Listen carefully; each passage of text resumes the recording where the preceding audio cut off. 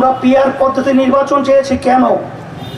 35-40% vote পাওয়ার পরে তারা দেশ পরিচালনা করে, এককভাবে ক্ষমতায় যায়, এরপরে সংবিধানকে চটি বই হিসেবে ব্যবহার করে, যখন মন চায় সেরকমই সংবিধান পরিবর্তন।